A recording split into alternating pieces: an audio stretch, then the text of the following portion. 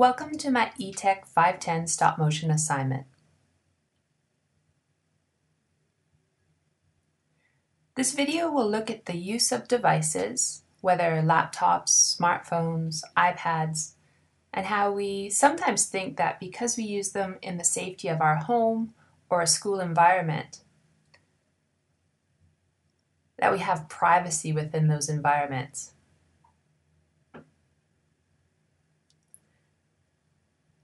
And although we may have privacy, we of course also use our phones out in the real world, traveling between school and home.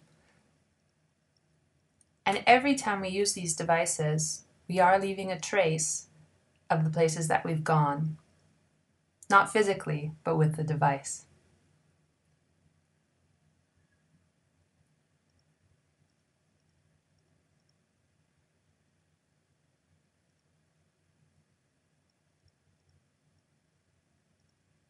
So we call the traces that we leave behind, or these visits that we make, digital footprints.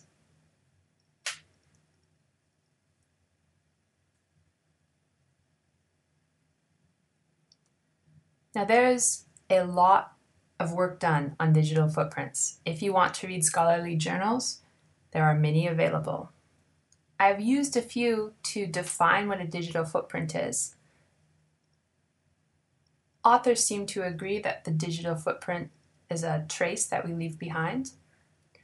Interestingly, Ferreter said that digital footprints are inevitable. He wrote an article called Positive Digital Footprints. His ideas were around the fact that we shouldn't install fear in our students or in people when we're educating them on digital footprints. I think a lot of people are surprised that digital footprints break down into two parts, passive and active. The passive digital footprint is perhaps the one we think about the least. It's your unintentional movements on the internet every time you log in, when your IP address is being used, or when your browser is recording the search and the places that you go.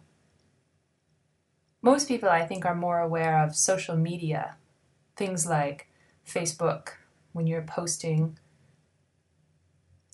Twitter, when you tweet,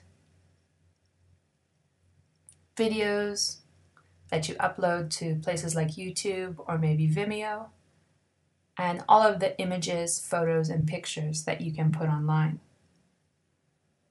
So this is the more usual place that we'd expect to find our digital footprint. But I think people are surprised that they leave traces that they're unaware of.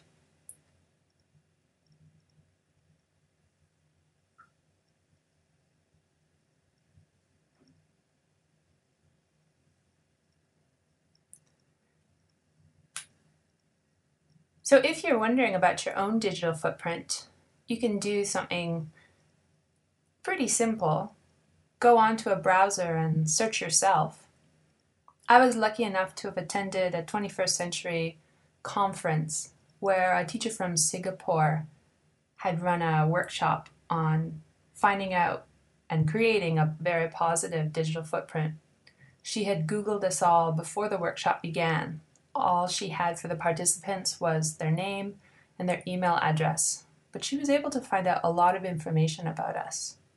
And I think what's really important when you search yourself is you'll realize that there's things you forgot you signed up to, things you forgot you might have posted, or things that you might be unaware are attributed to you.